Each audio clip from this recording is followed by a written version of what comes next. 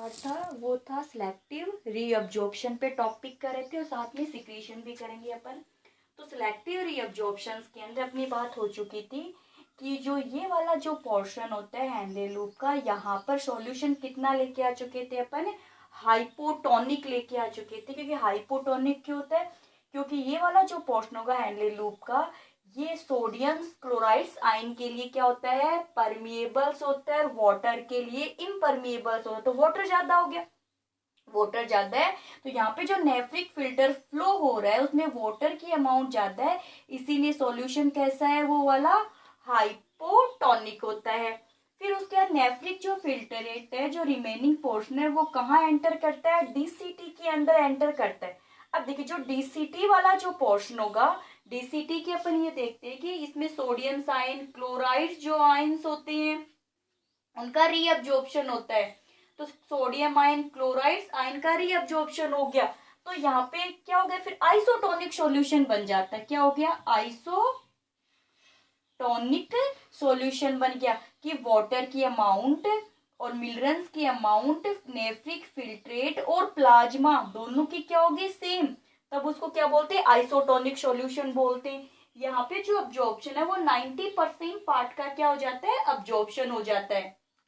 अब जो नेफ्रिक बचा, या नेफ्रिक कहाँ पे आएगा, फिर कलेक्टिंग डक्ट के अंदर कहाँ एंटर करता है, नेफ्रिक वाला जो पोर्शन है वो कहाँ आएगा, कलेक्टिंग डक्ट के अंदर आ जाए। अब जो कलेक्टिंग डक्ट के अंदर क्या होते हैं, वाटर के लिए परमिएबल्स है, ठीक है।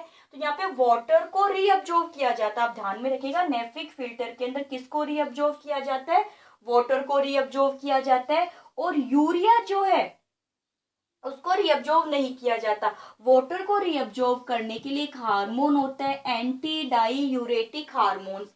अगर एंटी डाईयूरेटिक जो हार्मोन्स होते हैं उसको वेसोप्रेसिन हार्मोन भी बोलते हैं। ये पिट्यूटरी ग्लैंड्स का हार्मोन्स होता है। अगर ये हार्मोन प्रेजेंट है तब तो यूरिन में से किसको रीअब्जॉर्ब कर लिया जाएगा, वाटर को रीअब्जॉर्ब किया जाएगा। और यूरिन में से वाटर रीअब्जॉर्ब नहीं होता, तो कलेक्टिंग डक्ट के अंदर किसका रीअब्जॉर्प्शन होता है, वाटर का। किस हार्मोन की, एंटी डाईयूरेटिक हार्मोन या एडीएच हार्मोन। ये कंपटीशन एग्जाम का क्वेश्चन है।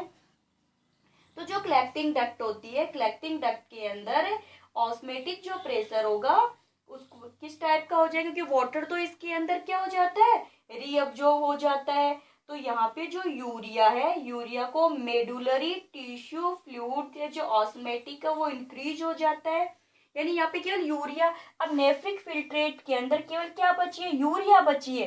तो urea containing nephric filtrate is known as the urine. तो यूरिन का यहाँ पे क्या हो जाता है, फॉर्मेशन हो जाता है। फिर देखिए रीअब्जॉर्प्शन की प्रोसेस कंप्लीट हो गई हमारी। एक बार देखिए मैंने वर्ड यूज किया, एक तो किया है आइसोटोनिक वर्ड यूज किया है, फिर मैंने यूज किया है हाइपोटोनिक एंड हाइपरटोनिक। आइसोटोनिक का मतलब ये होता है कि जब नेफ्रिक फिल्ट्रेट और प्लाज्मा दोनों में वाटर, मिनरल्स, इनकी कंसंट्रेशन सेम होती है तब बोला जाता है आइसोटोनिक। हाइपोटोनिक का मतलब क्या होता है कि वाटर की कंसंट्रेशन तो हो हाई, यानी वाटर तो क्या हो, ज्यादा हो, और मिनरल्स क्या होते हैं उसके अंदर, लेस होते हैं। तो वाटर ज्यादा होती है, क्या बन गया, हाइपोटोनिक बन गया। और हाइपरटोनिक का मीन्स क्या होता है, हाइपर का मतलब वाटर कंसंट्रेशन हो गई लेस और मिनरल्स क्या हो जाते हैं, मोर हो जाते हैं। तो जैसे यहाँ पे तो आइसोटोनिक का सेम है नेफ्रिक फिल्ट्रेट में, लेकिन यहाँ पे देखिए वाटर के लिए परमिएबल है, तो वाटर के लिए ये क्या होता है, परमिएबल। तो वाटर यानी कम हो गया, तो कम होते सॉल्यूशन कैसा बताया मैंने, हाइपरटोनिक दिया है। फिर अपन और चलते हैं हेनले लूप के अंदर।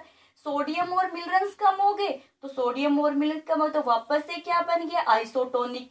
फिर वापस से सोडियम कम हो गया, देखिए मिनरल्स अगर कम हो रहे हैं तो हाइपोटोनिक, तो कैसा बन गया, हाइपोटोनिक।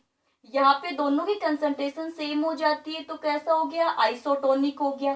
कलेक्टिंग डक्ट के अंदर वाटर का रीअब्जॉर्प्शन हो जाता है। अब वाटर को रीअब्जॉर्ब होने के बाद में जो रिमेनिंग फिल्ट्रेट बचा है, nephric filtrate is known as the urine. अब यूरिन का क्या किया जाएगा, सिक्रीशन किया जाएगा। तो यूरिन का जो सिक्रीशन होता है उसके लिए अपन प्रोसेस देखते हैं कि यूरिन का सिक्रीशन कैसे है।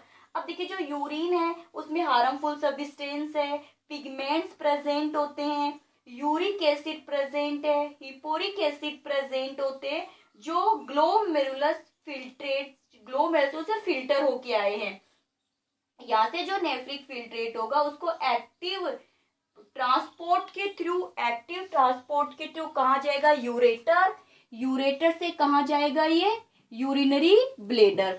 अब यूरिनरी ब्लेडर के अंदर जो यूरिन है वो स्टोर हो जाता है, फिर ये जो यूरिन है वो इसकी वॉल पे क्या डालता है, प्रेशर डालेगा। तो यूरिनरी ब्लेडर की वॉल पे जो प्रेशर बना है, ये प्रेशर की इंफॉर्मेशन कहाँ जाएगी, ब्रेन, और ब्रेन फिर ऑर्डर देगा कि यूरिनरी ब्लेडर की जो मसल्स है उसमें कॉन्ट्रैक्शन, तो यूरिनरी ब्लेडर की मसल्स में कॉन्ट्रैक्शन होता है, कॉन्ट्रैक्शन से जो स्फिनेटर्स थे वो ओपन हो जाएंगे और यूरिथ्रा के थ्रू यूरिन को बॉडी से क्या कर दिया जाएगा, डिस्चार्ज कर दिया जाएगा। तो यूरिनरी ब्लेडर से डिस्चार्ज करना क्या है, काउंटर करंट मैकेनिज्म होती है। तो ये काउंटर करंट मैकेनिज्म का भी है, जैसे इधर मैंने वासा रेक्टा बना रखा है, ठीक है, यानी इसका मतलब क्या हो गया, रीनल वाला पार्ट्स बना रखा है। फिर यहाँ पे दिखा रखा है कि जैसे देखिए वाटर के लिए परमिएबल है, वाटर के लिए इम्परमी, ये तो क्या हो गया परमिएबल वाला। ऑस्मेटिक प्रेशर दिखा रखा है यहाँ पे कि यहाँ पे ऑस्मेटिक प्रेशर कितना है, 800 है। फिर यहाँ पे 1000, यहाँ पे ऑस्मेटिक प्रेशर ज्यादा कितना हो गया, 1200 से लगभग हो जाता है। तो ये मैकेनिज्म थी यूरिन फॉर्मेशन की। तो reabsorption, ultrafiltration, reabsorption and secretion, 3 step के अंदर यूरिन फॉर्मेशन क्या हो जाता है, कंप्लीट होता है।